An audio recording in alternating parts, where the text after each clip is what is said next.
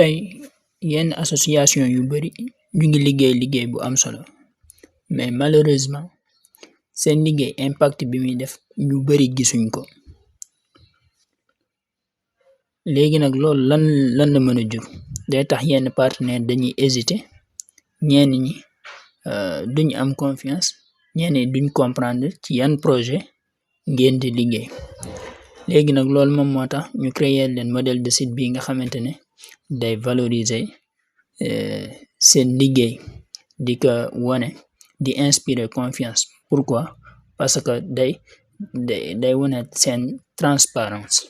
Donc bu fekkee da nga nekk ci projet social wala ngay def ay action humanitaire genre modèle de site bi ni moom nga soxla. modèle de site bi comme ni nga ko gisee day am sa logo fii nii fii moo nekk page d'accueil bi way gis nga fii nii par exemple mën nga wax rek ci lu gàtt ci li ngeen di liggéey fii par exemple seeni chiffre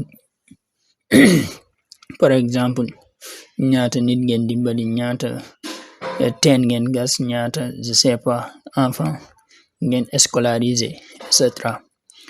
section bii ni day wane par exemple seen projet yi nga xamante ne moom moo gën a bees fii nii par exemple état wu projet bi fii titre bi fii par exemple avancement bi et cetera. fii aussi day wane seen événement yi par exemple ay inauguration wala ay teg xeer soo leen commencé benn projet.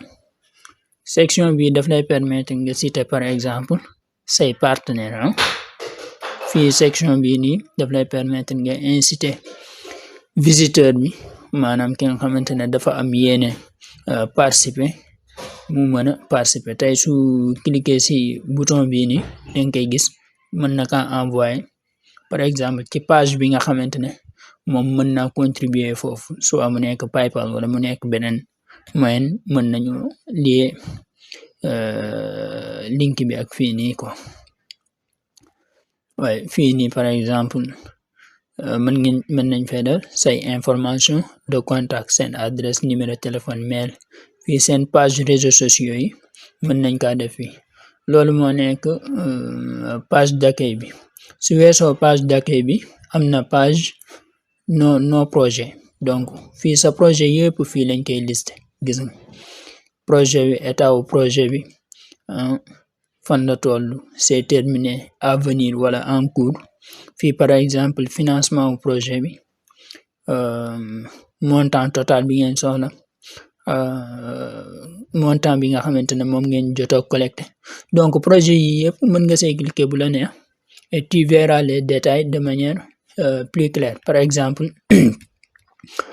projet bii nii soo ko cliquer fii la lay indi par exemple di titre projet bi la fii nii da ngay gis lieu bi fan la nekk fii cible bi maanaam pour ñan ñooy jariñoo projet bi. fii mën nañoo def benn description bu ndaw waaye fii photo principale projet bi li objectif bi bon on parle de manière plus détaillée du projet. à part ça date de début date de fin yëpp mën nga kaa définir fii nii soutenir sa projet. donc fii nii dangay wax par exemple ñaata ngeen soxla ak ñaata ngeen am et dangay gis fii barre de progression bi quoi fii mu wax la ñaata % moom lañ jot a am pour financement bi. donc bouton bii nii dañ fi lier par exemple lien bi nga xamante ne foofu lañ mën a defee don bi soit PayPal wala beneen moyen bu mu mën a doon lien bi fii nga koy boole. c'est un peu comme ça. léegi nag pour montrer par exemple état d'avancement wu projet bi donc chaque jour rek mën ngaa jël par exemple dernière vidéo ci dernière étape bi nga lié ko fii nii. donc da ngay am interface boo xamante ne yow foofu ngi mën a dugalee données yi nii interface bu simple comme genre ni ngay utiliser ay Facebook ak yooyu interface bu simple. donc à part ça y a page événement. donc soo amee événement ngeen inaugurer dara wala ngeen commencer benn projet donc vous pouvez en parler de manière détaillée ci fii nii donc lii moo nekk page événement yëpp donc événement yi boo si ubbi rek tu auras quelque chose comme ça donc voyez donc benn photo buy mandargal kii bi titre bi ak détail yu événement bi par exemple ak détail événement bi. À part ça il y a la page à propos qui parle de vous, de votre association, ce que vous faites, qui vous êtes, yéen la kan, lan ngeen di def, etc. Donc c'est un peu comme ça. Mën ngeen def fii seen histoire, quelques photos ci seen équipe, votre approche, lan moo nekk seen mission, lan moo nekk seen vision, par exemple seen partenaire, ñan ngeen di dimbali, ñan ngeen liggéey wala seen photo équipe. Bon loolu yëpp mën nga ko def fii nii. Donc à part ça il y a la page contact, donc seen contact, donc fii seen adresse, seen mail, seen numéro téléphone, fii formulaire de contact bu fekkee koo xamante ne daf leen a bëgg a bind directement. Fii tamit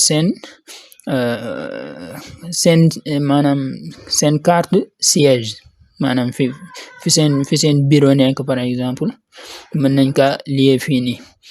Lii en plus de ça site bi aussi c'est responsive, c'est-à-dire lii version